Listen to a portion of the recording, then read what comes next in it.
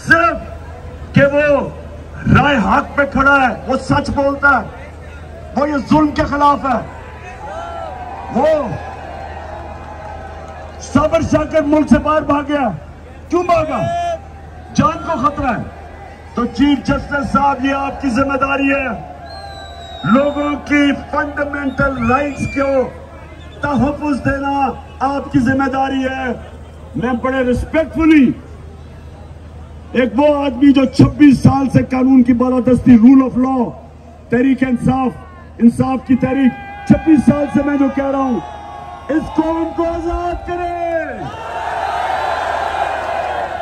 जालिम की गुलामी से आजाद करें, चोरों की गुलामी से आजाद करें, अमरीकियों के नौकरों की गुलामी से आजाद करें। इसको वो कौम बनाएं जो अल्लामा इकबाल की ख्वाब थी और मेरे लीडर कायदे आजम को पता था उनकी जान जा रही है बीमारी से, फिर भी उन्होंने जद्दोजहद की इस कौम हमें बनाने के लिए, हमें अंग्रेजों से आजादी दिलवाने के लिए।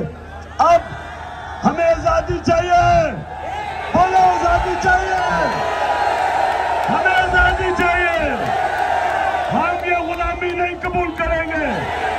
और ये मेरा फैसला, मेरी कौम सुन लो, अगर मैं आप सबके सामने कह रहा हूं कि इन चोरों की, इन अमरीकियों के गुलामों की गुलामी से बेहतर है कि इंसान मर जाए, क्योंकि इनके नीचे वैसे ही मर जाता है इंसान। गुलाम इंसान वैसे ही मरा हुआ होता है। वैसे तो जेल में भी इंसान जिंदगी गुजार सकता है, सिर्फ आजाद इंसान की परवाज होती है।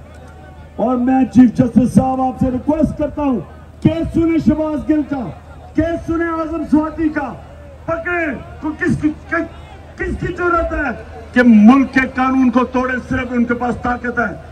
हम आपसे रिक्वेस्ट करते हैं,